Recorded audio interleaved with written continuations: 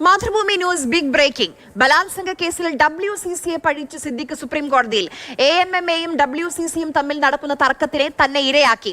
ശരിയായ അന്വേഷണം നടത്താതെ ബലാത്സംഗ കേസിൽ പ്രതിയാക്കിയെന്നും സുപ്രീം കോടതിയിൽ ഫയൽ ചെയ്ത മുൻകൂർ ജാമ്യാപേക്ഷയിൽ സിദ്ദിഖ് കുറ്റപ്പെടുത്തുന്നു. ജാമ്യാപേക്ഷ തിങ്കളാഴ്ച പരിഗണിക്കണമെന്നാവശ്യപ്പെട്ട് സുപ്രീം കോടതി രജിസ്ട്രാർക്ക് കത്ത് കൈമാറി. ബാലഗോപാൽ ഡൽഹിയിൽ നിന്ന് വിവരങ്ങളുമായി ചേരുന്നുണ്ട്. ബാലു, ഇവിടെ കേരളത്തിൽ മുൻകൂർ ജാമ്യാപേക്ഷ നൽകിയപ്പോൾ പറഞ്ഞിരുന്ന ഒരു കാര്യം, കാലതാമസം പരാതി നൽകാൻ വന്നു, അതോടൊപ്പം തന്നെ പരാതിക്കാരിയെ കുറ്റപ്പെടുത്തുന്ന തരത്തിലുള്ള കാര്യങ്ങളുമായിരുന്നു. സുപ്രീം കോടതിയിലേക്ക് എത്തുമ്പോൾ ഹർജിയിലെ ആവശ്യങ്ങൾ എന്തൊക്കെയാണ് ബാലു?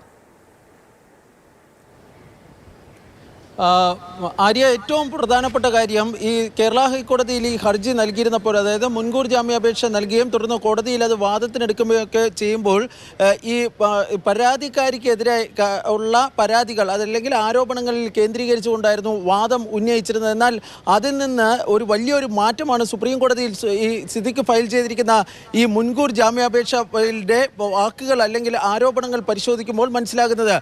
സിദ്ദിഖ് ഈ മുൻകൂർ ജാമ്യാപേക്ഷയിൽ കേരളത്തിലെ സിനിമാ മേഖലയുമായി ബന്ധപ്പെട്ട രണ്ട് പ്രബല സംഘടനകൾ, അതായത് AMMയും WCC തമ്മിലുള്ള ചേരിപ്പോരിലെ ഒരു ഇരയാണ് താൻ എന്നാണ് അദ്ദേഹം പറയുന്നത്. WCCയുടെ പങ്കാണ് തനിക്കെതിരായ ബലാത്സംഗ കേസിന് പിന്നിലെന്ന ധ്വനിയാണ് സിദ്ദിഖിന്റെ ഈ മുൻകൂർ ജാമ്യാപേക്ഷയിൽ വ്യക്തമായി തന്നെ സൂചിപ്പിക്കുകയും ചെയ്തിരിക്കുന്നത്. ഈ മുൻകൂർ ജാമ്യാപേക്ഷയിൽ അന്വേഷണ ഉദ്യോഗസ്ഥർക്കെതിരെയും ശക്തമായ പരാമർശങ്ങളുണ്ട്.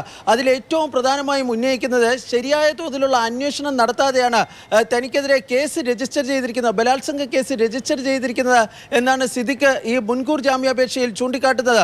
തനിക്ക് 65 വയസ്സ് കഴിഞ്ഞു, താൻ മുതിർന്ന പൗരനാണ്, പേരക്കുട്ടി ഉൾപ്പെടെയുള്ള കുടുംബാംഗമാണ്. അതുപോലെ തന്നെ ഈ പരാതി സംഭവം നടന്ന് ഏതാണ്ട് 8 വർഷത്തിന് ശേഷമാണ് കേസ് ഉൾപ്പെടെ വരുന്നത്.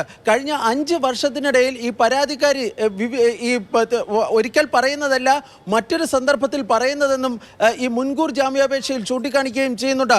ഈ മുൻകൂർ തനിക്ക് കോടതി നിശ്ചയിക്കുന്ന ഏത് മാനദണ്ഡം അല്ലെങ്കിൽ ഏത് നിർദ്ദേശങ്ങളുടെ അടിസ്ഥാനത്തിലും വ്യവസ്ഥകളുടെ അടിസ്ഥാനത്തിലും താൻ പാലിക്കുവാൻ വേണ്ടി തയ്യാറാണ്, അന്വേഷണവുമായി പൂർണ്ണമായും സഹകരിക്കാൻ തയ്യാറാണ് എന്നും സിദ്ദിഖ് സുപ്രീം കോടതിയിൽ ഫയൽ ചെയ്തിരിക്കുന്ന മുൻകൂർ ജാമ്യാപേക്ഷയിൽ ചൂണ്ടിക്കാണിക്കുകയും ചെയ്യുന്നുണ്ട്.